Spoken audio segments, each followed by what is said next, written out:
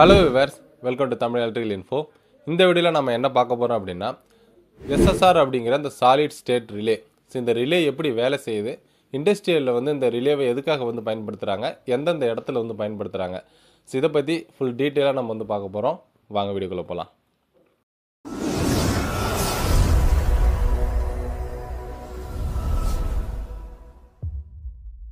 நம்ம சேனல்லே லாஸ்ட்டாக ரிலே எப்படி வேலை செய்யுது, ரிலேவோட டைப்ஸ் என்னென்ன அப்படிங்கிறத பற்றி வீடியோ பார்த்துருந்தோம். ஸோ அதுலேயே இந்த டைப்ஸ் என்னென்ன இருக்கோ அது எல்லாமே சீரியஸாக நம்ம பார்க்கலாம் அப்படின்னு சொல்லியிருந்தோம். ஸோ அதைப்படி தான் இந்த சாலிட் ஸ்டேட் ரிலேவை பற்றி இந்த வீடியோவில் பார்க்க போகிறோம். சாலிட் ஸ்டேட் ரிலே அப்படிங்கிறத ஷார்ட்டாக எஸ்எஸ்ஆர் அப்படின்னு சொல்லுவாங்க. இப்போ இந்த சாலிட் ஸ்டேட் ரிலே என்ன இதுக்காக பயன்படுது அப்படின்னா, நம்ம ஏற்கனவே ரிலேஸ் அப்படிங்கிறத பார்த்துருக்கோம். சுவிட்சிங்காக தான் பயன்படுது. ஸோ அதாவது ஒரு சர்க்கியூட்டை ஓப்பன் இல்லைனா க்ளோஸ் பண்ணக்கூடிய சுவிட்ச் ஆப்ரேஷன் பண்ணக்கூடிய அந்த சுவிட்சிங் ஆப்ரேஷனுக்காக தான் இந்த ரிலேஸ் பயன்படுது. ஸோ இப்போ சுவிட்சிங் ஆப்ரேஷனுக்கு வேறு என்னென்ன எக்யூப்மெண்ட்ஸ் பயன்படுது அப்படின்னா, கான்டாக்டர்ஸ் சுவிட்சிங் ஆப்ரேஷனுக்காக தான் பயன்படுது. அதே போல் ரிலேவிலேயே நம்ம ஏற்கனவே பார்த்துருந்தோம் எலக்ட்ரோ மெக்கானிக்கல் ரிலே அப்படிங்கிறது இருக்குது. ஸோ இதே போல் நிறைய டைப்ஸ் ரிலே இருக்குது. அதில் ஒன்று தான் இந்த சாலிட் ஸ்டேட் ரிலே அப்படிங்கிறது. ஸோ இது எல்லாமே சுவிட்சிங் ஆப்ரேஷனுக்காக தான் பயன்படுது. அதில் இந்த எஸ்எஸ்ஆர் என்ன டிஃப்ரென்ஸ் இருக்குது, இந்த எஸ்எஸ்ஆரை ஏன் டைப்ஸாக பிரித்து அதை எங்கெங்கெல்லாம் பயன்படுத்துகிறாங்க அப்படிங்கிறது தான் பார்க்குறோம். இப்போ கான்டாக்டருக்கும் எலக்ட்ரோ மெக்கானிக்கல் ரிலே இந்த எஸ்எஸ்ஆருக்கும் மூணுத்துக்கு இருக்கக்கூடிய வித்தியாசங்களை பொறுத்த வரைக்கும் பார்த்தீங்கன்னா, கான்டாக்டர் எலக்ட்ரோ மெக்கானிக்கல் ரிலே இது ரெண்டுத்துலேயுமே பார்த்தீங்கன்னா அதில் பிசிக்கலாக அதோட கான்டாக்ட் கனெக்ட் ஆகும். அதாவது இப்போ ஒரு கான்டாக்டராக இருக்கட்டும் இல்லைனா ஒரு எலக்ட்ரோ மெக்கானிக்கல் ரிலேவாக இருக்கட்டும், அது உள்ளே பிசிக்கலாக மூவ் ஆகக்கூடிய ஒரு கான்டாக்ட் இருக்கும். அதில் இருக்கக்கூடிய அந்த காயிலுக்கு நம்ம எக்ஸ்டர்னலாக சப்ளை கொடுப்போம். ஸோ ஒரு கண்ட்ரோல் சர்க்கியூட் அப்படிங்கிற அந்த சப்ளையை கண்ட்ரோல் பண்ணுறது கொடுப்போம். அந்த சப்ளை கிடச்சதும் அந்த காயில் எனர்ஜைஸ் ஆகுது. ஸோ அதன் மூலயமா அந்த மூவபிள் கான்டாக்ட் பார்த்திங்கன்னா வேற ஒரு கான்டாக்டோட டச் ஆகும்போது அங்கே ஒரு கான்டாக்ட் ஏற்படுது. ஸோ இப்படி அந்த சுவிட்சிங் ஆப்ரேஷன் ரெண்டுத்துலேயுமே நடக்குது. எஸ்எஸ்ஆர் பார்த்தீங்கன்னா ஃபுல்லி எலக்ட்ரானிக்காக ஆப்ரேட் ஆகக்கூடியது. அதனால தான் இதை எலக்ட்ரானிக் ரிலே அப்படின்னு சொல்லுவாங்க. ஸோ இப்போ எஸ்எஸ்ஆரோட ஒர்க்கிங் பிரின்சிபல் எப்படி வேலை செய்யுது அப்படிங்கிறத பார்க்கக்குள்ள, ஸோ அதோட டயக்ராம்ஸ் பார்த்தீங்கன்னா, எஸ்எஸ்ஆரை வேலை செய்ய வைக்கணும் அப்படின்னா அதுக்கு நம்ம கண்ட்ரோல் சர்க்கியூட் அதுக்கு எக்ஸ்டர்னலாக ஸோ அதுக்கு சப்ளை கொடுக்கணும். அது கொடுக்கக்கூடிய சப்ளை மோஸ்ட்லி டிசியில் தான் அந்த எஸ்எஸ்ஆர் ஒர்க் ஆகும். அதனால் டிசி சப்ளை தான் கொடுப்பாங்க. ஸோ அந்த சப்ளையோட ரேட்டிங் பார்த்தீங்கன்னா உங்களுக்கு ஸோ ஒரு 4 வோல்ட்லேருந்து 32 வோல்ட் டிசி வரைக்கும் அதில் ரேஞ்ச் கொடுத்துருப்பாங்க. ஸோ அது வரைக்கும் அந்த டிசி சப்ளை ஸோ அந்த எஸ்எஸ்ஆர் ஒர்க்கிங் கொடுக்கலாம். ஸோ இப்போ இதில் பார்த்தீங்கன்னா இந்த எஸ்எஸ்ஆர் பொறுத்த வரைக்கும் சிங்கிள் ஃபேஸ் எஸ்எஸ்ஆரும் இருக்குது, 3 ஃபேஸ் எஸ்எஸ்ஆரும் இருக்குது. அதாவது நம்ம சிங்கிள் ஃபேஸில் ஏதாவது ஒரு லோடை நம்ம ஒர்க் பண்ண வைக்கணும் அப்படின்னாலும் ஸோ அதுக்கான டெர்மினல்ஸ் உள்ள எஸ்எஸ்ஆர் அவைலபிளாக இருக்கும்.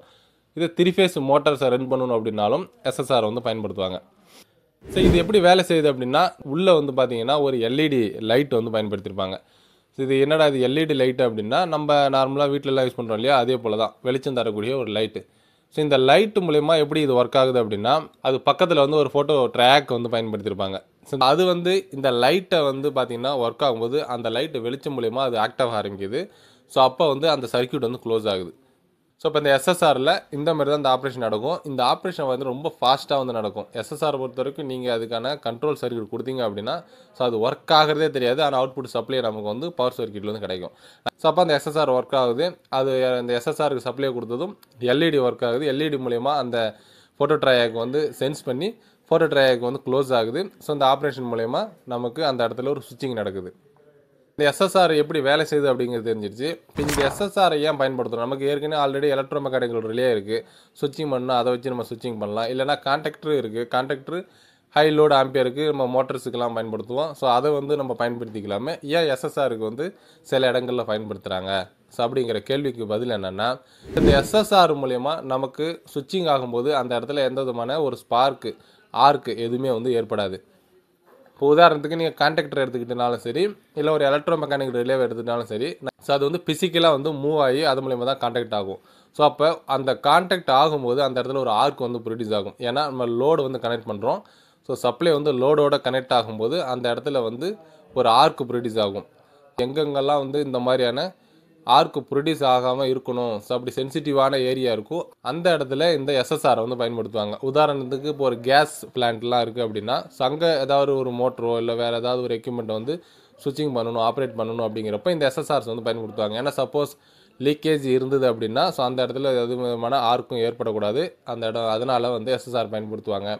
அதே போல் வந்து ரொம்ப ஹீட்டிங் லோடு, உதாரணத்துக்கு நம்ம ரெசிஸ்டிவ் லோடுன்னு சொல்லுவோம். ஸோ அதாவது ஒரு ஹீட்டர் காயிலாக இருக்கலாம், இல்லைன்னா லைட்டிங் ஹெவி லைட்டிங்காக இருக்கலாம். ஸோ அந்த மாதிரி இடங்களில் வந்து இந்த எஸ்எஸ்ஆர் வந்து பயன்படுத்துவாங்க. இந்த ஸ்டாலிட் ஸ்டேட் ரிலேவில் மேஜரான அட்வான்டேஜ் என்ன, டிஸ்அட்வான்டேஜ் என்ன அப்படிங்கிறதையும் பார்த்துடலாம். இப்போ அட்வான்டேஜை பொறுத்த வரைக்கும் பார்த்தீங்கன்னா, ஸோ ஃபஸ்ட்டு வந்து இதுக்கு கொடுக்கக்கூடிய கண்ட்ரோல் சர்க்யூட் வந்து நம்ம டிசி சப்ளை தான் பயன்படுத்துகிறோம். ஸோ அதனால் இது லெஸ் பவர் கன்சப்ஷன் வந்து நம்ம கொடுக்கலாம். கண்ட்ரோல் சர்க்யூட்டில் பவர் அப்படிங்கிறது கன்சியூம் பண்ணுறது கம்மியாக இருக்கும். ரெண்டாவது இதோட லைஃப் அப்படிங்கிறது அதிகமாக இருக்கும். லைஃப்னா இப்போ நம்ம compare to contactor electro mechanic ரிலேவாக இருக்கலாம். ஸோ அதில் எந்த அளவுக்கு லைஃப் வருதோ அதை விட சாலிட் ஸ்டேட் ரிலேவை நம்ம பயன்படுத்துகிறோன்னா அதோட லைஃப் அப்படிங்கிறது அதிகமாக இருக்கும். மூணாவதாக பார்த்தீங்கன்னா இதோட சுவிட்சிங் வந்து ஃபாஸ்ட்டாக இருக்கும். இதோட சுவிட்சிங் வந்து ஃபாஸ்ட், நம்ம பயன்படுத்துகிறதே இது வந்து சுவிட்சிங்காக தான் பயன்படுத்துகிறோம். ஸோ ஹை ஃபாஸ்ட் சுவிட்சிங்கில் வந்து நம்ம பயன்படுத்திக்கலாம். நாலாவது வந்து பார்த்தீங்கன்னா லெஸ் மெயின்டெனன்ஸ் அப்படிங்கிறது ரொம்ப வந்து கம்மியாக இருக்கும். இப்போது கான்டாக்டராக இருக்கட்டும், இல்லைன்னா ஒரு எலக்ட்ரோமேக்னெட்டிக் ரிலேவாக இருக்கட்டும், ஸோ அதிலெல்லாம் மெயின்டெனன்ஸுங்கிறது நம்ம இடையில பண்ணி தான் ஆகணும். ஸோ ஒரு குறிப்பிட்ட டைமுக்கு அப்புறம் பார்த்தீங்கன்னா ஒரு கான்டாக்டர்லாம் உள்ள டஸ்ட்டு நான் போயிட்டுது அப்படின்னா ஸோ அதில் வந்து ஹிம்மிங் சவுண்டு வரும். அப்புறம் அது வந்து ஃப்ளெஞ்ச் ஆகிறது வந்து பார்த்தீங்கன்னா ஸோ வைப்ரேஷன் ஆகும். இந்த மாதிரியான பிரச்சனைகள்லாம் வந்து ஏற்படும். ஸோ அதே போல் வந்து இப்போ எலக்ட்ரோமேக்னெட்டிக் ரிலேவிலையும் வந்து இந்த மாதிரியான பிரச்சனை ஏற்படும். ஸோ இதனால நம்ம அதை அந்த சர்வீஸ் பண்ணுற மாதிரி இருக்கும். ஆனால் இது சாலிட் ஸ்டேட் ரிலேவை பொறுத்த வரைக்கும் அந்த மாதிரியான பிரச்சனைகள் கிடையாது. மெயின்டெனன்ஸ் அப்படின்னு கம்மியாக தான் இருக்கும். டிஸ்அட்வான்டேஜ் அப்படிங்கிறது பார்த்தீங்கன்னா ஃபஸ்ட்டு வந்து சாலிட் ஸ்டேட் ரிலேவில் வந்து ஹீட்டிங் வந்து அதிகமாக ஏற்படும். அதனாலேயே அதில் வந்து ஹீட்டிங் சிங்க் வந்து கொடுத்துருப்பாங்க. இது நார்மலாக நம்ம லோடு அதிகமாக பயன்படுத்துகிறோம் அப்படிங்கிறப்ப கண்டினியூஸாக ரன் ஆச்சு அப்படின்னா ஹீட் அப்படிங்கிறது அதிகமாக ஏற்படும். ரெண்டாவது இந்த எஸ்எஸ்ஆரில் வந்து லீக்கேஜ் வந்து லைட்டாக இருக்க தான் செய்யும். இப்போ நம்ம சுவிட்சு ஆன் ஆகாமல் இருக்க கண்டிஷனில் கூட நமக்கு பவர் சர்க்யூட்டில் மேலே நம்ம கொடுத்துருக்கக்கூடிய இன்புட் சப்ளை அவுட்புட்டில் மைனூரிட்டாக லீக்கேஜ் வந்து ஏற்படும். உதாரணத்துக்கு 230 வோல்ட் அவுட்புட் சப்ளை வர வேண்டியது ஒரு 12 வோல்ட் 20 வோல்ட் வரைக்கும் லைட்டாக லீக்கேஜ் வந்து இருக்க தான் செய்யும். மூணாவதாக இருக்கக்கூடிய டிஸ்அட்வான்டேஜ் என்னென்னா எஸ்எஸ்ஆர் பயன்படுத்தக்குள்ள அதில் வந்து சர்ஜ் ப்ரொடெக்ஷன் வந்து நம்ம பயன்படுத்தணும். ஏன்னா இப்போ இது உள்ளே இருக்கக்கூடியது ஃபுல்லி எலக்ட்ரானிக்ஸ் டிவைசஸ் வந்து பயன்படுத்துறதுனால ஸோ இதுக்கு ஹை வோல்டேஜ் வந்தது அப்படின்னா அது ஃபெயிலியர் ஆகுது நிறைய வாய்ப்புகள் இருக்குது. ஸோ அதனால் இது கூட வந்து சர்ஜ் ப்ரொடெக்ஷன் வந்து நம்ம பயன்படுத்தி ஆகணும். ஸோ எஸ்எஸ்ஆரோட ஃபுல் டீட்டெயில் வந்து இவ்வளோ தான். இப்போ எஸ்எஸ்ஆர் அப்படிங்கிறது நம்ம மேக்ஸிமம் பார்த்திங்க அப்படின்னா இண்டஸ்ட்ரியலில் வந்து ரொம்ப ஆர்க் ஜெனரேட் ஆகாமல் இருக்கக்கூடிய இடங்களில் வந்து எஸ்எஸ்ஆர் வந்து பயன்படுத்துவாங்க. அதேபோல் ஹீட்டிங் லோட்ஸுக்கு வந்து பயன்படுத்துவாங்க. ஸோ அது இல்லாமல் வேறு ஏதாவது லோட்ஸ் பயன்படுத்தினாலும் ஸோ நம்ம பயன்படுத்தலாம். இதில் நான் ஏற்கனவே சொன்ன மாதிரி அட்வான்டேஜஸை வச்சு நம்ம வந்து பார்த்திங்கன்னா எங்கே பயன்படுத்தணுமோ நம்ம யூஸ் பண்ணிக்கலாம். இந்த வீடியோ பற்றின கருத்துக்களை கமெண்ட்டில் லீவ் பண்ணுங்கள். தமிழ் எலக்ட்ரிக்கல் சேனல் எதுவும் சப்ஸ்கிரைப் பண்ணாங்க, சப்ஸ்கிரைப் பண்ணிக்கோங்க. ஸோ அடுத்த ஒரு நல்ல வீடியோவில் சந்திக்கலாம். நன்றி, வணக்கம்.